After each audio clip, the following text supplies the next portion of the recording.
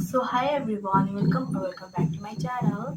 र आज पनि म तपाईहरुको लागि चाहिँ एउटा सानो ब्लग लिएर आएको छु र त्यो ब्लग चाहिँ अब त्यही हो रिसेन्टली सिक्किममा चाहिँ अब नेचुरल डिजास्टर भएको कारणले गर्दाखेरि के भइरहेको छ फ्लडहरू आएर सिक्किम त हस नहस बनाइदिएको छ हैन र त्यसकै बारेमा म ब्लग लिएर आइरहेको छु र यो ब्लग चाहिँ हैन म चाहिँ हिजो ड्युटी नै गएको थिएँ तर ड्युटी जाँदाखेरि चाहिँ हाम्रो ड्युटी लागेको थियो र फेरि सडनली नेटवर्कहरू नभएको कारणले गर्दाखेरि लाइनहरू नचलेर चाहिँ हामीलाई छुट्टी दिएको थियो र त्यही कारण चाहिँ म र मेरो साथी चाहिँ हामी चाहिँ रम्फू गएको थियो होइन त्यहाँ चाहिँ के कस्तो भइरहेको छ यो फ्लडले अब डेन्जरस आएको थियो त्यही भएर अन्त मामरिङहरू त अब हामी गएर हेऱ्यौँ होइन र मैले अस्ति पनि मामरिङ तल्लो मामरिङमा गएको पनि त्यहाँनिर टिस्टाहरू देखाएको थिएँ कत्रो बढेको थियो त्यतिखेर र यो चाहिँ अब रम्फूको ब्लग हो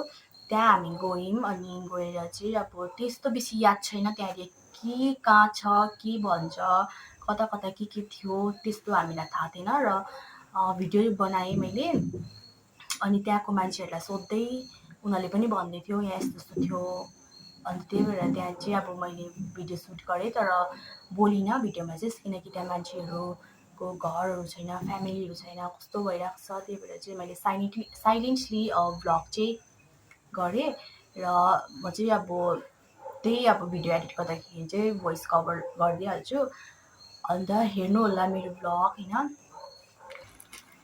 र आउँदाखेरि चाहिँ यो सामान पनि पायो हामीले होइन अन्त मिठाईहरू पनि बाँड्दै थिएछ तर चाहिँ सकेछ र हामीले चाहिँ ब्रस के भन्छ कोलगेट अन्त साबुनहरू पनि पाएको छ र ल्यायो हामीले त थापेर ल्यायो दियो थापेर ल्यायो नि र होइन मेरो ब्लग चाहिँ त्यहाँ चाहिँ रम्फू र आइबिएम दुइटाकै बनाएको छु र हेरिदिनुहोस् होला यो चाहिँ आइबिएमको गद्दा फ्याक्ट्री हो अहिले हालत यस्तो भइरहेको छ गाडीहरू डुबिरहेको छ बङ्गै अन्त यहाँनिर चाहिँ पुरा अब घरहरू थियो होइन घरहरू बगाएर केही छैन एउटा कुकुर चाहिँ बाँचेछ यहाँनिर देख्न सक्नुहुन्छ यो सबै घरहरूको च्यादर र घरहरू थियो केही छैन अहिले प्लेन भइरहेछ बिल्डिङहरू मात्रै रहिरहेको छ त्यो पनि आधीसम्म चाहिँ पानी अन्त यहाँ चाहिँ एउटा सानो प्ले ग्राउन्ड थियो त्यो पनि अहिले यस्तो भइरहेको छ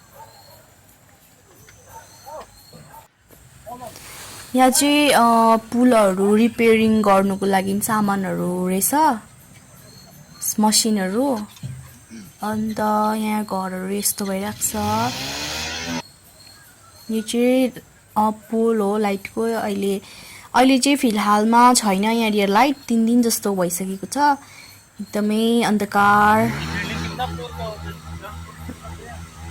अन्त त्यस्तो भइरहेको छ अब एउटा मात्रै घर र यो पुल मुनि चाहिँ एउटा शिवलिङ्गको मन्दिर थियो जुन चाहिँ छैन अहिले र यो घरको वरिपरि पनि पुरा सानो सानो घरहरू थियो जहाँ चाहिँ भैया पार्टीहरू चाहिँ बस्थ्यो र यो चाहिँ टिस्टा खोला हो जुन चाहिँ अहिले चाहिँ निकै घटेको छ र यहाँ चाहिँ ठुलो ढुङ्गा बलुवा गिटी सबै पाउँछ र यो चाहिँ एउटा कोइरी थियो यहाँनिर होइन अनि मान्छेहरूले यहीँबाट गिटी बलुवाहरू लाने गर्थ्यो तर अहिले चाहिँ एकदमै यस्तो भइसकेको छ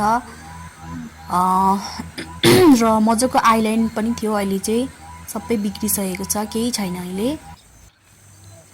र यो च्यादरको बाटोबाट चाहिँ धेरैजना मान्छेहरूलाई पनि रेस्क्यु गर्यो हिजो लङ्गरे बाजेहरूलाई होइन तपाईँहरूले देख्नुभयो होला भिडियोमा न्युजहरूतिर र यहाँ चाहिँ हार्डवेयरको दोकान थियो अहिले टोटल्ली पुरिसकेको छ र मान्छेहरूले आफ्नो घरहरू के कसो भयो भनेर हेर्नु आएको अनि गाडी ट्रक के भन्छ यसलाई जेसिबीहरू यसरी पल्टिरहेको छ र यहाँ चाहिँ सानो एउटा गार्डन थियो पार्क र यो चाहिँ रम्फू खोला हो टिस्टा खोला चाहिँ होइन र यहाँ चाहिँ मान्छेहरूले गिटीहरू कुट्थ्यो मुस्लिमहरू इस्लामपुरीहरूले यो रम्फू खोला भइहाल्यो र वारी र पारी गिटीहरू कुट्थ्यो र यहाँ पनि एउटा सानो कोइरी थियो र र यो चाहिँ बेङ्गाल जाने पुल हो जुन चाहिँ नयाँ थियो, अब अहिले त पुरानै भइसक्यो। र यहाँ चाहिँ मान्छेहरूले गाई निकाल्दैछ, गाई पुरेको थियो। अन्त यो चाहिँ रम्फू पारी अलिकति पारी हो बेङ्गाल।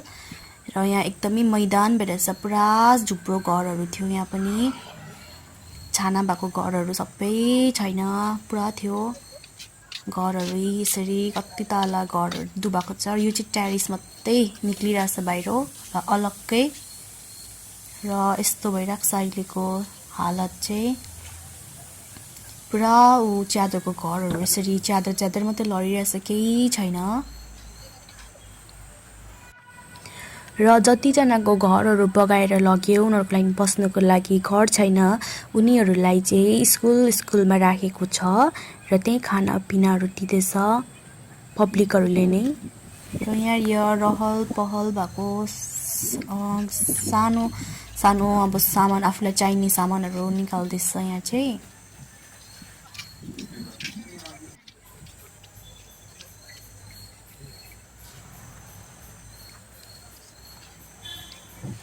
यो चाहिँ बेङ्गालको चेक पोस्ट हो। यो यहाँदेखि उता बेङ्गाल पर्छ, चेक पोस्ट हो यिनीहरू। अन्त यो चाहिँ टिस्टा खोला हो फेरि।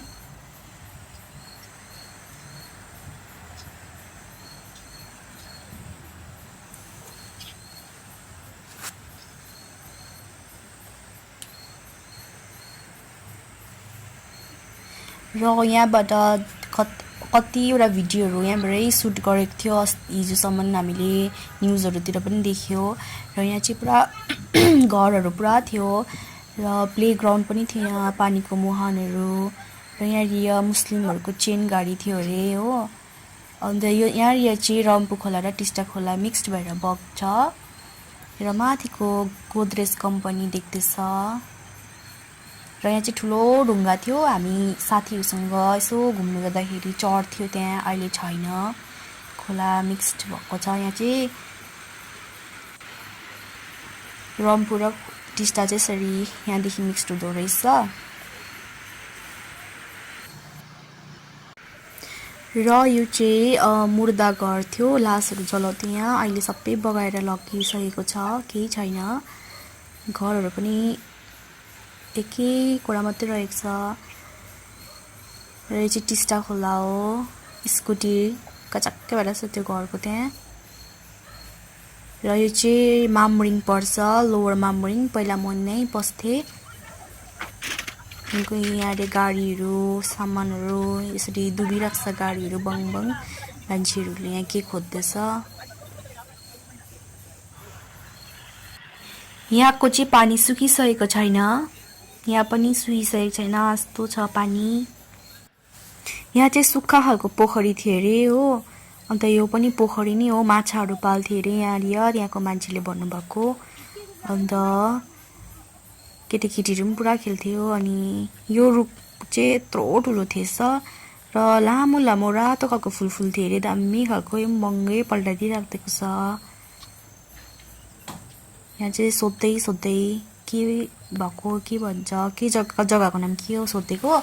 अनि यो चाहिँ रम्फूको ठुलो ग्राउन्ड हो, यहाँसम्म पानी आएको थिएछ, देख्न सक्नुहुन्छ कस्तो भइरहेको छ। अस्ति नै मैले 15 अगस्तमा भिडियो बनाएको पनि यहीँ हो। मान्छेहरू चाहिँ आइबिएममा आफ्नो आफ्नो घरहरू हेर्नु गएको। र यो पुलबाट चाहिँ म घर जान्छु कालिम्पोङ। यहाँ हालत यस्तो भइरहेको छ, चामलको बोरा लडिरहेछ, टिभी लडिरहेको छ, सुटकेसहरू, भैयाहरू बिचरा लापता एकदमै।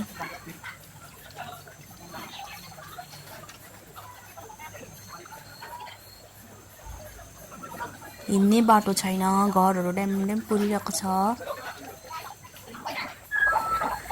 यहाँ चाहिँ पानीहरू सुकिसकेको थिएन र मान्छेहरू निक्लिसकेको थिएन, त्यही भएर चाहिँ पुलिसहरूले अझै पनि रेस्क्यु गर्दैछ मान्छेहरूलाई।